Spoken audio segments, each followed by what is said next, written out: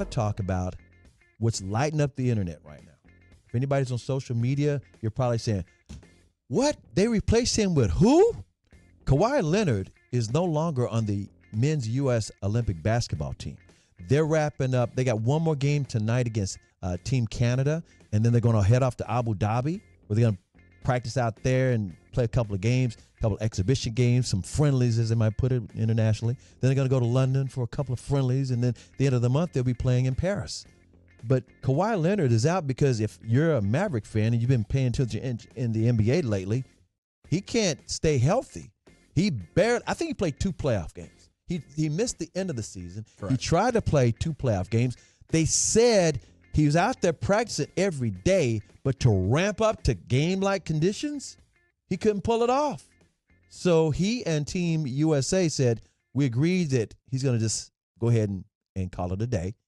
And instead they bring in, to replace him, not even a power forward, not even a guy that does what he does.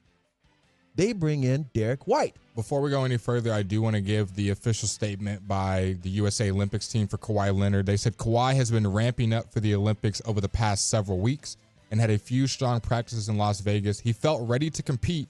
However, he respects that USA Basketball and the Clippers determined it is in his best interest to spend the remainder of the summer preparing for the upcoming season rather than participating in the Olympic Games in Paris, i.e. his knee is cooked. His knee ain't right, and he's never 100%. He's the guy who Pop invented load management for. When he was with the Spurs, when Popovich was talking about load management, he was talking about Kawhi. And Kawhi rarely plays a full season anymore, even though he's a hell of a player when he's healthy. Yeah. And here are the Clippers with a brand-new building. Oof, man. Here are the Clippers who don't have Paul George anymore. Man, they're going through it. Here are the Clippers who gave him a contract extension back in January. Yeah, that 3 years. Uh-huh. And I'm saying it like this. You know how Maverick fans were like, man, Luka, you need to just rest this one out. Mm-hmm. People weren't even really talking about Kawhi, and now we see this there of like Clipper fans probably saying he shouldn't have been playing in there. He should just rest this thing. I wonder, now I'm asking you this, Chris, in the Tolos, 877-881-1053, the Franklin Frango injury attorney text line. Text in your answer. Do you think he like aggravated it during these practices, or was something that was already there and then it was just kind of like a let's just not even push it? Or do you think it was something that kind of got a little bit worse during these practices? These scrimmages look pretty intense. They're not just kind of jogging around. They look like they're going at it. I think it's the same. Okay. Remember, he hasn't played since the Mavericks series. Correct. That's early May. So you think it was already what it was? I think it is what it was. It's not there yet. Mm-hmm. And it's like he can't get there. There's no need to rush this. It's not going to put it like this. It could get worse. Yeah. Unlike Luka's situation where it can only, he just needs some rest. It's not going to get any worse. Yeah. It's just, he just needs to rest it and heal up and then get into shape. With Kawhi, I truly believe it's just the same. And he's a little bit older. So it's like, probably got out there like, they're going a little too hard. I don't know if you can't risk it. And plus, there's so much at stake. And again, he's probably being magnanimous. That's another big word. Oh, my. That was a good one. That's a Reg word for it. That was a good one. Reg out of Tula got them big words. So I'm trying to be like Reg. He's trying to be magnanimous and say, you know what? I can't help this team the way I want to. And so, therefore, bring in somebody else. They bring in Derek White, who's a good player. But guess what? He doesn't have in common with the rest of the 11 guys on this roster. Talk to me. He's the only guy on he's the only guy on this roster has never been an all-star. Never even an all-star. Not even an all-star. Again, he's got a ring. He's the guard for the Boston Celtics. He just won a ring. He might be the best. He made second team all defense. He might be the best role player in the NBA. Role player become like kind of star, but I agree. He's not to that all-star level, that next limit. Let me name the all-stars on this roster, and let me ask you to guess who the internets want to see on this roster instead of Derek White. You got Bam Adebayo, Devin Booker, Steph Curry, who, by the way, has never been able to play on an Olympic team because he was always hurt that Olympic year. Yep. He was always hurt. So this is the first time he's ever gotten a chance to play on the Olympic team. Anthony Davis, KD, Anthony Edwards, Joel Embiid, Tyrese Halliburton, Drew Holiday, Bron James, Jason Tatum, and now, if you look it up on their official website, Derek White, who's not even wearing an Olympic jersey. They got a picture. Look at this. They got a picture of him in a white jersey, not the Olympic blue. Yep. It's. I understand why champion, really good role player, just can fit into any system kind of guy. But you told me to guess who I think the internets think it should have been. Well, I have a good hypothesis based on a person that put out some tweets who maybe thought that they should have been in. Oh, you mean the emojis?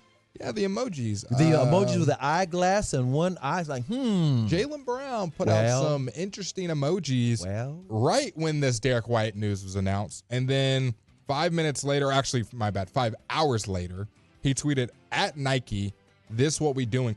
Now, I will say this before CA goes. I do not know if these correlate, the two tweets, to this selection of Derek White. But it is not crazy to assume that they might be correlated. You know this. We've got to know Jaylen Brown being around the finals. He doesn't seem like the guy that's going to get angry that someone else got this and it should have been me. Like, he doesn't give off that kind of persona, in my opinion. But he might feel a little slighted. It's just a little awkward because it is his teammate that got it. It's not just some random all-star around the league. It's like, you really picking Derek White over me? Like, oof, I don't know how that. It's like, first of all, he was the MVP of the finals. He was the MVP of the Eastern Conference championships. How do you not? He's got a new contract. Yeah. Not the highest paid, second highest player, highest paid player. So in the league. Arguably the best player on that team didn't even make it. He and his buddy Jason Tatum, their 1-2 punch. Yeah. You would think, and no hate against Derek White, but come on. Yeah. Derek and Drew are great role players, but there's really no other role players on the team. It's all like first option all-stars, like the guys. It's kind of like the Isaiah Thomas Dream Team meme.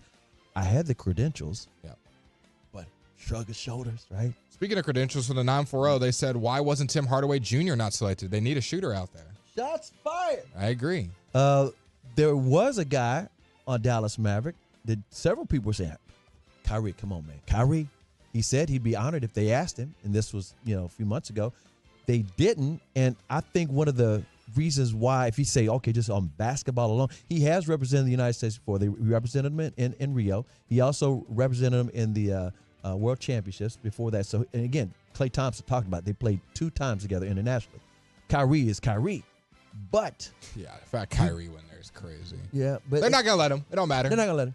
But if you were to say, okay, basketball reasons why, you definitely would like to have a defender. Yeah. Because these guys around the world, again, you cannot have a non-gold medal U.S. men's basketball team. Nothing but gold. The Redeem Team, if you have not seen the documentary, you must watch the Redeem Team documentary to understand it's gold medal. But it's kind of like Cowboy fans. We're talking about Cowboy fans last segment of Crosstalk and G-Bag. But this one actually has some credence. You have the best roster. Yeah, the best roster. The USA has the best roster. But also, the U.S. has only not won the gold medal 3 times in history of the Olympics. In 72, when Russia cheated, and everybody knows it. Yep. In 88, when you had all the college guys, because, we don't need the pros. Yeah. Meanwhile, around the world, you got all these pros playing. And then in 2004, how the hell you lose that one? Yeah. And that's why Kobe had to join the team in 2008 and the Redeem Team. That's a hell of a documentary. You got to win the gold. It's the birthright. But people forget the world is caught up. And even though the talent isn't the same, in other words, the U.S. men's team has the depth. The other teams around the world, they play as a team together for years and years and years. So that's why over the last few years, since the Redeem Team got together, anybody that's on the team, you have to basically make a 2-year commitment. You have to say, I'm going to show up these things and do the World Games and do all the other things, the friendlies, everything we can do, because we got to play as a team. You can't be just a collection of talent, because those other teams are talented. They don't have the depth, but they play as a team. You talk about these other teams being talented. Well, tonight you will be able to watch Team USA go against Team Canada in an exhibition match. This is not going to count, but just for exhibition. And if you're wondering, Blake, who's on Team Canada? I got you. Yeah, SGA from the Oklahoma City Thunder, who we're very familiar with, will be starting out there alongside with Denver Nuggets Jamal Murray. So that's a nice little guard pairing. All-stars. And then some of their forwards, they got Dylan Brooks from the Houston Rockets. Yeah, he could throw some bows and get into people's heads. Yep, R.J. Barrett from the Raptors. And then Lou Dort, also from Oklahoma City. Some other names in there you might recognize. Nikhil Alexander-Walker from Oklahoma City is on that team. Trey Lyles. Kelly Olynyk. Dwight Powell as well. And Dwight Powell as well. That's a tough team. That's just Canada alone. We already know France has got Wemby and Rudy Gobert. And there's no 3 seconds in the paint. No defense 3 seconds in the paint. Exactly. And by the way, it may not mean much to anybody else, but the team that won the bronze medal in Japan a couple years ago, That features a former Maverick and a current Maverick. Josh Green and Dante Exum will be playing for Australia. Yep. You might say, Australia's not that good. Australia won the bronze medal. They knocked out Luka and Slovenia. Continuity, man. So I'm just saying, it's called teamwork. If you can have all the talent in the world, but if not on the same page, it's not even about egos. It's about being on the same page. You got to know where your guy's going to be. And that's how, in fact, that last game they played against that team with Cooper Flagg, the kid that's from Duke. Yeah.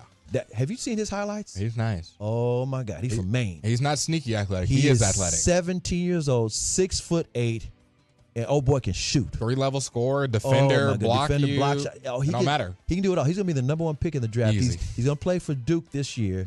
And I'm telling you, he's got something. Well, they only lost by 1 point. And Anthony Davis, if he hadn't blocked that shot at the end, they might have upset him, so to speak, even though it wasn't like, this do-or-die situation. So my eyebrows would have been raised. Again, they're headed after they play this game in Las Vegas against Canada, they're going to head off to Abu Dhabi, where I was back with the Mavericks back in October. Abu Dhabi's got some skin in the game. Yep. There's a lot of NBA festivities that are going on in Abu Dhabi. I'm just saying, keep an eye on that situation. Okay. Just saying they got money over there. Give me, I don't think I've gotten your answer on this. So give me who you think should be the starting 5 for Team USA, and then who you think will be the leading scorer, and then I'll give you my answer. Who it's going to be, I'm not saying who it should be. But Give me who it should. Who it should be? Who it should. You think the 5 should be out there. I'm going to say it should be Steph. Okay. At point. Uh-huh. I think you could have KD out there. Okay. I think you should also have It's hard. It's very difficult. I want to say down low at center, you got to have Joel Embiid. Okay. And they're going to start LeBron, but I would start Jason Tatum. What's your 5? Is that your 5? Okay. I'm going to go Steph at the 1 as well. I'm going to go LeBron and KD. I'm going to go Joel Embiid. And rounding up my top 5, give me Anthony Edwards. Anthony Edwards. Throw me Ant at the 2. Ant always said it's going to be about him anyway. Yeah, give me Ant at the 2. Get out those vibes.